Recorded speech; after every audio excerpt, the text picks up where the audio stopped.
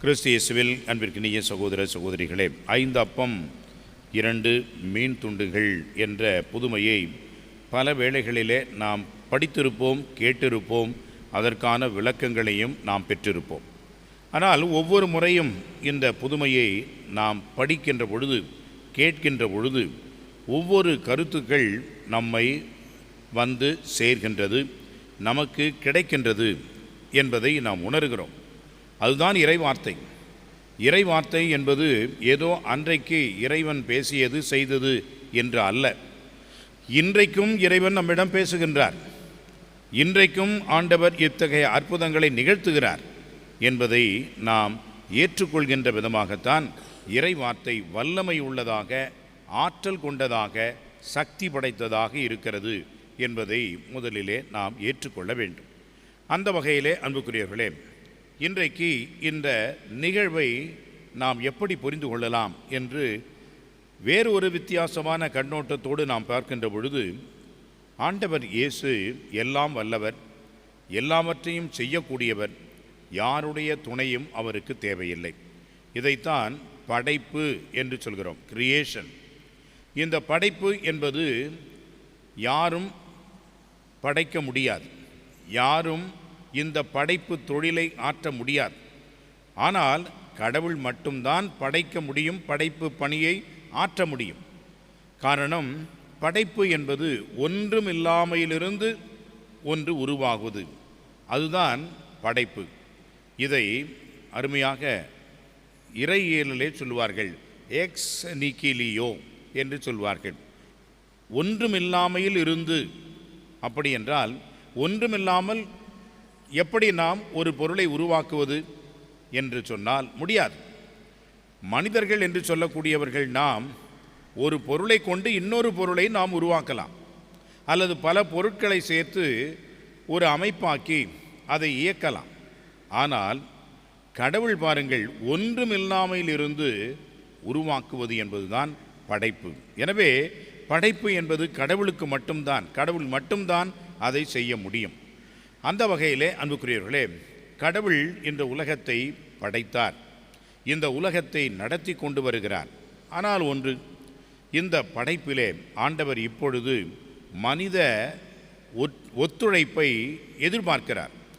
மனிதனோடு அவர் இருக்கின்ற அந்த உறவின் அடிப்படையிலே மனிதன் தனக்குரிய வகையிலே அவன் தன் பணியை ஆற்ற வேண்டும் என்று எதிர்பார்க்கின்றார். எனவே தான் அன்புக்குரியவர்களே, இன்றைக்கு உலகத்திலே ஏன் அமைதி இல்லை? அமைதியை கடவுள் கொடுக்கிறார். ஆனால் அமைதிக்கான ஒத்துழைப்பு இல்லை என்று சொன்னால் அமைதி இன்றைக்கு சிதறடிக்கப்படுகிறது. இந்த உலகம் என்பது அருமையான ஒரு படைப்பு. இந்த படைப்பு என்பது கடவுள் நமக்கு கொடுத்த கொடை. ஏன் இந்த படைப்பு இன்றைக்கு சீரழிந்து கொண்டு இருக்கிறது என்று சொன்னால் மனித ஒத்துழைப்பு இல்லை. இந்த மனித ஒத்துழைப்பு இல்லாமல் கடவுள் இந்த படைப்பை மேற்கொண்டு அவரால் இதை சரி செய்ய முடியவில்லை என்பதுதான் உண்மை. அந்த வகையிலே தான் அன்புக்குரியவர்களே, இன்றைய புதுமையை நாம் பார்க்க வேண்டும். கடவுள் எல்லாம் வல்லவர். அவருக்கு அத்தகைய ஒரு பெரிய கூட்டத்திற்கு உணவு கொடுக்க முடியாதா? கண்டிப்பாக உணவளிக்க முடியும். ஆனால் அப்படி உணவளிக்க முடியும் என்ற ஒரு நிலையில் இருந்தாலும் கூட கடவுள் மனிதனுடைய ஒத்துழைப்பை, அவர்களுடைய ஒன்றிணைப்பையும் உதவியையும் எதிர்பார்க்கின்றார். அந்த வகையிலே தான் நீங்களே உணவு கொடுங்கள் என்று சொல்கிறார். அன்புக்குரியவர்களே, அவர்கள் என்ன செய்திருக்க வேண்டும்? ஆண்டவரே, உமக்கு எல்லாம் தெரியுமே, எனவே நீரே இந்த ஒரு சூழலை ஏற்றுக்கொள்ளும், உம் கையில் எடுத்து இவர்களுக்கு உணவு கொடும் என்று விசுவாசத்தை அறிக்கையிட்டிருக்க வேண்டும். ஆனால் அவர்கள் தங்களிடம் இருக்கின்ற அந்த பணத்தை பார்த்தார்கள், பொருளை பார்த்தார்கள், அல்லது பெரிய ஒரு கூட்டத்தை பார்த்து மலைத்து போனார்கள். இது எப்படி முடியும் என்று திகைத்து நின்றார்கள். அப்பொழுதுதான் ஆண்டவர் சொல்கின்றார், உங்களிடம் என்ன இருக்கிறது? அப்பொழுது அந்திரேயா சொல்கிறார், இங்கே சிறுவன் ஒருவன் இருக்கின்றான். பாருங்கள், சிறுவன் ஒருவன் இருக்கின்றான். அவனிடம் 5 வாற்கோதுமை அப்பங்களும் 2 மீன்களும் உள்ளன. ஆனால் இத்தனை பேருக்கு இவை எப்படி போதும் என்று ஒரு கேள்வியை கேட்கின்றார். ஆனால் ஆண்டவர் அந்த சிறுவனை அழைத்து அந்த பொருட்களை பெற்றுக்கொண்டு 5000 பேருக்கு உணவை கொடுக்கின்றார். அன்புக்குரியவர்களே, அந்திரேயா திருத்தூதருடைய கருத்தின்படி சிறுவன் ஒருவன் இருக்கிறான். அந்த சின்ன பையன் என்ன செய்ய போகிறான் என்று அவர் நினைத்தார். அதே போன்றுதான் அன்புக்குரியவர்களே, ஜெஸ்ஸே அவருடைய பிள்ளைகள் எல்லோரும் வந்து நிறுத்தப்பட்டார்கள். இவ்வளவுதானா அவனுடைய பிள்ளைகள் என்று சாமுவேல் கேட்டார். இல்லை, ஒருவன் இருக்கின்றான், அவன் சின்ன பையன், ஆடுகளை மேய்த்து கொண்டிருக்கிறான் என்று சொன்னான். அவனை கூப்பிடு என்று சொல்லி தாவீது ராஜாவாக ஆண்டவர் அவனை உருவாக்கினார். இந்த சிறுவன் பாருங்கள், அவனுக்கு ஒன்றுமே தெரியாது என்று அவர்கள் சொன்ன போதிலும் அந்த சிறுவன் தான் அங்கே மிகப்பெரிய ஒரு ஹீரோவாக மாறுகிறான். மிகப்பெரிய ஒரு மனிதராக, முன் உதாரணமாக ஆண்டவர் மாற்றுகிறார். அந்த சிறுவன் கொடுத்த அந்த பொருட்களைத்தான் ஆண்டவர் பெற்றுக்கொள்கின்றார். அடுத்ததாக 2 மீன் துண்டுகள், 5 அப்பங்கள். இந்த 2, 3, 5 எப்படி இவ்வளோ பெரிய கூட்டத்திற்கு போதுமா என்று கேட்கின்றார்கள். ஆண்டவர் சொல்கின்றார், என்னிடம் கொண்டு வாருங்கள் என்று சொல்கின்றார். அன்புக்குரியவர்களே, சிறிய பொருளாக இருந்தாலும் ஆண்டவரிடம் வருகின்ற பொழுது அது மிகப்பெரிய ஒரு பொருளாக மாறுகிறது. எல்லோருக்கும் போதுமான அளவு அது இருக்கிறது, மீதியான துண்டுகளை எடுக்கின்ற அளவுக்கு இருக்கிறது என்பதை நாம் அங்கே புரிந்து கொள்கின்றோம். எனவே அன்புக்குரியவர்களே, மனிதனுடைய கணக்கு வேறு, கடவுளுடைய கணக்கு வேறு.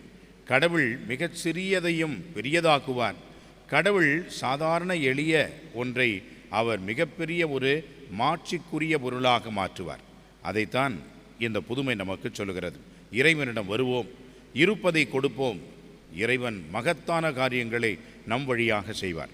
நான் ஒரு சிறிய ஒரு ஆள், நான் திருப்பலிக்கு போகவில்லை என்றால் அங்கே திருப்பலி நடக்காதா என்று நாம் நினைக்கலாம். இல்லை, இந்த திருப்பலியிலே கலந்து கொள்கின்ற ஒவ்வொருவருக்கும் ஆண்டவர் தனிப்பட்ட ஆசிரையும் பேற்றையும் கொடுக்கின்றார். எனவே நான் சிறுவன், நான் எளியவன், நான் ஒன்றுமில்லாதவன் என்று நினைக்கின்ற பொழுதுதான் இறைவன் நம்மை ஆற்றல் மிக்க மனிதர்களாக மாற்றுகிறார். நம்மை சிறப்புமிக்க அவருடைய கரமாக நம்மை பயன்படுத்துகிறார். எனவே அன்புக்குரியவர்களே, எந்த நிலையிலேயும் இறைவன் கரத்திலே நாம் பெருமையுடையவர்களாக, பெரியவர்களாக இருக்கின்றோம் என்பதை உணர்ந்து வாழ இறையருளை வேண்டுவோம். ஆமென்.